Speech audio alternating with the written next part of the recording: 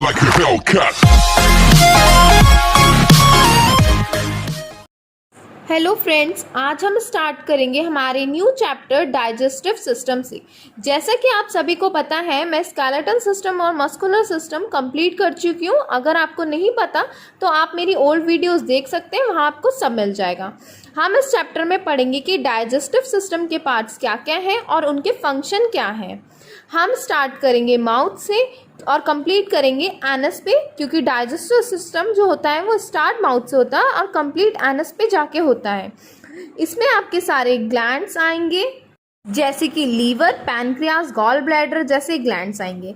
इसमें हम स्टमक पढ़ेंगे, इंटेस्टाइन भी पढ़ेंगे और भी बहुत सारी चीज़ें जो हम इसमें पढ़ेंगे। तो ये सब चीज़ें हम डाइजेस्टिव सिस्टम में ही पढ़ने वाले हैं। चलो हम स्टार्ट करते हैं हमारा डाइजेस्टिव सिस्टम। इंट्रो आपको मैं दे चुकी हूँ। डाइजेशन का सिंपल मीनिंग ये है, break down of complex food material into smaller components. मतलब जो भी हमने खाया उन बिग पार्टिकल्स का स्मॉल पार्टिकल्स में कन्वर्ट होने का मतलब ही डाइजेशन है। जैसे कि आपको नीचे दिख रहा है, ये ब्लैक कलर का एक डॉट है। सपोज ये हमारा एक फूड पार्टिकल है, ये कन्वर्ट हो जाता है स्मॉल स्मॉल पार्टिकल्स में। अब ये ऐसे तो कन्वर्ट होगा नहीं, इसके ऊपर बहुत सारे एंजाइम्स भी वर्क करेंगे, तो वो एंजाइम हम आगे डिटेल में पढ़ेंगे। अभी बस ये जान लो कि एंजाइम की मदद से कन्वर्ट होंगे ये सभी स्मॉल पार्टिकल्स में। अब हम सबसे पहले स्टार्ट करते हैं अपने बकल कैविटी के टॉपिक से। तो अब ये जो हमारी बकल कैविटी है, इसे हम ओरल कैविटी भी बोलते हैं। ये माउथ से स्टार्ट होता है। इसके 3 पार्ट्स होते हैं, first teeth, second tongue and third salivary glands. अब हम सबसे पहले स्टार्ट करेंगे हमारे टीथ से। हम सबसे पहले देखेंगे टीथ का स्ट्रक्चर। टीथ का सबसे बड़ा पार्ट होता है डेंटिन। ये कैल्शियम फॉस्फेट और कैल्शियम कार्बोनेट का बना हुआ होता है। आपको पता है कि हमारे टीथ गम्स के अंदर अटैच रहते हैं। हमारे टीथ का जो वाइट वाला पार्ट है जो आपको दिख रहा है, उसे क्राउन बोलते हैं। क्राउन के बाद वाला पार्ट एक छोटा सा है, उसे हम नेक बोलते हैं। देन जो पार्ट गम्स में छुपा हुआ है उसे रूट बोलते हैं। डेंटिन के ऊपर होता है इनामल। इनामल जो है वो हमारी बॉडी का सबसे हार्डेस्ट पार्ट होता है। फिर डेंटिन के नीचे वाला जो पार्ट है जो रूट की साइड प्रेजेंट होता है, उसे सीमेंटम बोलते हैं। ये जो सीमेंटम है ये रूट और टूथ को होल्ड रखता है आपस में। डेंटिन के अंदर हमारी प्रेजेंट होती है पल्प कैविटी। सारी ब्लड वेसल्स हमारी पल्प कैविटी में ही प्रेजेंट होती है। फिर आपको दिख रहा है रूट एपिक्स। रूट एपिक्स क्या है कि ये जो हमारी रूट्स है ये अंदर तक हमारे गम्स के अंदर तक गई हुई हैं, इन्हें रूट कैनाल भी बोल देंगे। ये जो रूट्स हैं जो बाहर निकल रही हैं इन गम्स में से और फिर इनमें जा रही हैं, इसलिए इन्हें बोलेंगे रूट एपिक्स या रूट कैनाल।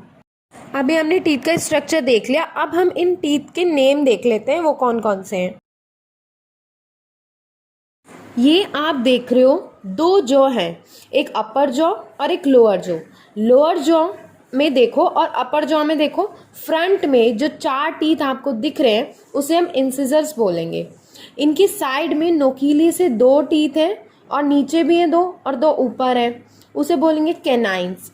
इसके बाद बड़े बड़े टीथ हैं, उसे बोलते हैं प्रीमोलर्स, जो कि 2 होते हैं। देन उसके बाद आपके 3 मोलर्स हैं, एक लेफ्ट साइड में और एक राइट साइड में। दोनों साइड में आपके 3 मोलर्स हैं, ऊपर भी और नीचे भी। एक बार काउंट कर लेते हैं हम इनको सबको। 4 तो आपके इंसीजर हो गए, 2 कैनाइन्स हो गए, एक लेफ्ट में एक राइट में, 2 लेफ्ट में प्रीमोलर, 2 राइट में प्रीमोलर, फिर 3 लेफ्ट में मोलर्स, 3 राइट में मोलर। टोटल 16 हो गए आपके लोअर जॉ के काउंट करें हमने। तो ऐसे ही आपके अपर जॉ में भी 16 ही होंगे, तो 16 और 16 हो गए 32। ये एडल्ट में होते हैं 32। अब हम इसका डेंटल फॉर्मूला देख लेते हैं। देखो, डेंटल फॉर्मूला एडल्ट के लिए होता है 2123 डिवाइडेड बाय 2123। ये इसलिए है, अगर आपका जैसे आप लोअर जॉ है आपका, उसका स्ट्रक्चर देखोगे, उसको आपने लोअर जॉ को अपने बीच में से डिवाइड कर दिया एक, तो 2 इंसीजर लेफ्ट में थे, 2 राइट में थे, तो हम सिर्फ और सिर्फ 2 इंसीजर काउंट करेंगे। एक तो लेफ्ट वाला था, एक राइट वाला, तो हम लेफ्ट को हटा देंगे, अभी सिर्फ राइट को देखेंगे। राइट वाले में आपके 2 इंसीजर्स हो गए, ठीक है। एक आपका कैनाइन था, इसलिए 2 1 तो आ गया। फिर 2 है आपके प्रीमोलर, इसलिए यहाँ पे 2 आ गया। 3 है आपके मोलर्स। आपका फॉर्मूला है 2123/2123, क्योंकि 2 आपके तो कैनाइन सॉरी इंसीजर हो गए, देन 1 आपका कैनाइन्स हो गया, 2 आपके प्रीमोलर्स हो गए, फिर 3 आपके मोलर्स हो गए, इसलिए ये एडल्ट का फॉर्मूला ऐसा है। आप सभी को पता ही है कि हमारी लाइफ में टीथ जो है 2 बार आते हैं। एक तो मिल्क टीथ होते हैं, दूसरा परमानेंट टीथ होते हैं। मिल्क टीथ हमारे वो होते हैं जो सिर्फ और सिर्फ बचपन में निकलते हैं। 12 या 13 की एज में वो सब टूट के नए परमानेंट टीथ आ जाते हैं। जो मिल्क टीथ होते हैं वो 20 होते हैं और जो परमानेंट टीथ होते हैं वो 32 होते हैं। मिल्क टीथ 20 और परमानेंट टीथ 32। अभी हमने एडल्ट का डेंटल फॉर्मूला देखा था, अब हम मिल्क टीथ का देख लेते हैं। मिल्क टीथ में बच्चों का डेंटल फॉर्मूला देख लेते हैं। इनका होता है 2102 डिवाइडेड बाय 2102। ये इसलिए है क्योंकि इनमें 2 तो इंसीजर होते हैं, एक कैनाइन होता है, पर इनका प्री मोलर तो आता ही नहीं, पर 2 इनके मोलर्स होते हैं, इसलिए 2102 डिवाइडेड बाय 2102। जैसे मैंने आपको बताया था, हमने लोअर जॉ को 2 पार्ट में डिवाइड किया, एक तो लेफ्ट साइड हो गई, एक राइट साइड हो गई, तो हम सिर्फ राइट साइड देख रहे हैं, तो इसलिए इसका फॉर्मूला है 2102 डिवाइडेड बाय 2102। यहाँ पे हमारा टंग का टीथ का स्ट्रक्चर कंप्लीट हो गया। अब हम अपनी टंग देख लेते हैं। अब देखो, ये जो टंग होती है ये एक मस्कुलर ऑर्गन है, मतलब इसमें कोई भी आपका बोन नहीं है, ये सिर्फ और सिर्फ मसल से मिलके बनी हुई है, इसलिए इतनी आसानी से मूव कर लेती है। हम खाना वगैरह खाते हैं टंग की मदद से, क्योंकि ये एक मस्कुलर ऑर्गन है। ठीक है, अब जो हमारी टंग है वो हायर्ड बोन से अटैच रहती है।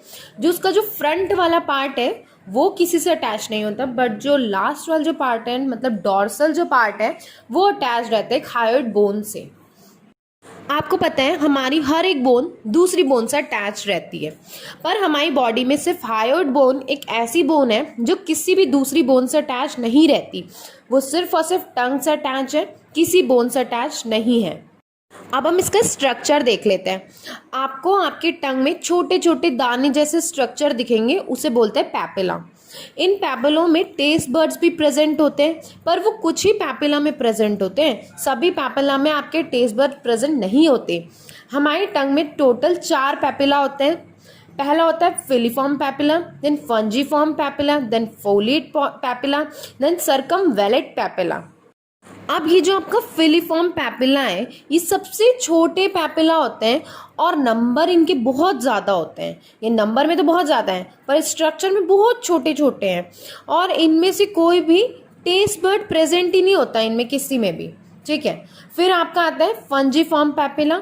ये लार्ज तो है साइज में, बट इनकी अमाउंट कम होती है फिलीफॉर्म से। ये साइज में बड़े हैं, बट इनकी नंबर कम हो गए। फिर इनमें टेस्ट बर्ड भी प्रेजेंट होते हैं, पर फिलीफॉर्म में तो टेस्ट बर्ड प्रेजेंट नहीं थे, पर फंजीफॉर्म में टेस्ट बर्ड प्रेजेंट होते हैं। देन आते हैं हमारे फोलिएट पैपिला। ये सिर्फ हमारे चाइल्डहुड में ही प्रेजेंट होते हैं, जब हम एडल्ट हो जाते हैं तब ये नहीं होते। फिर आता है हमारा सर्कमवेलेट पैपिला। इनका नंबर तो सिर्फ और सिर्फ 12 ही होता है, ये नंबर में 12 होते हैं। ये सबसे ज़्यादा इनमें टेस्ट बर्ड्स प्रेजेंट होता है। ये आपको दिख रहा होगा वी शेप जैसा स्ट्रक्चर बना लेते हैं। ये टंग को 2 पार्ट में डिवाइड हो जाता है वी शेप से, एक पीछे की साइड और एक आगे की साइड। ये एक वी शेप का स्ट्रक्चर बना लेते हैं। अब हम अपना नेक्स्ट टॉपिक देख लेते हैं, सलाइवरी ग्लैंड्स। यहाँ तक आपका टंग कंप्लीट हो गया।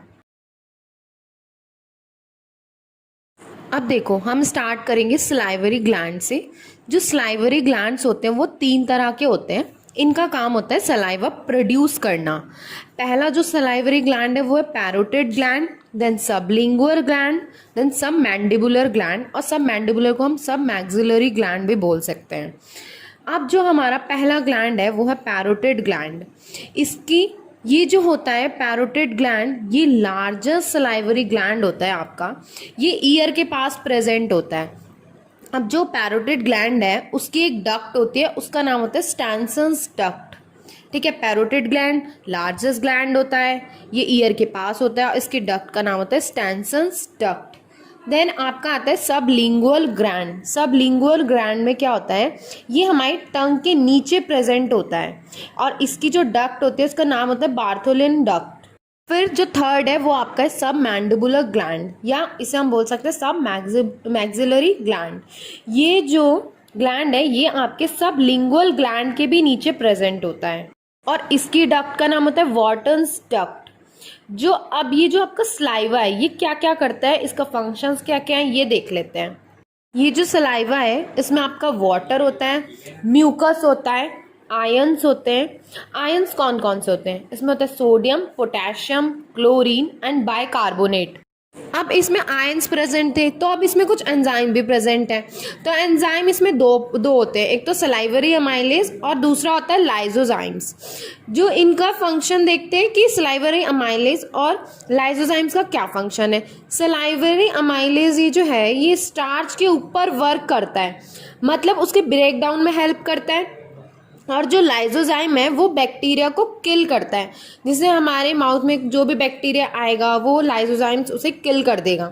ये जो सलाइवा है ये हमारे फूड को बहुत ही सॉफ्ट बना देता है और बैक्टीरिया को सबको मार देता है।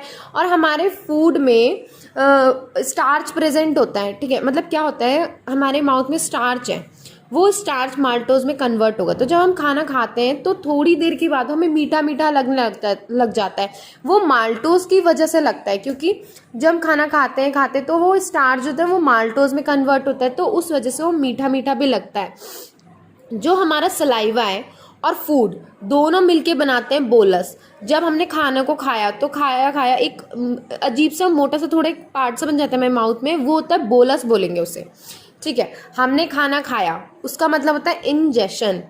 अब हमारा खाना खाया तो वो कहाँ आया, हमारे माउथ में। माउथ के बाद हमारा आता है फेरिंग्स।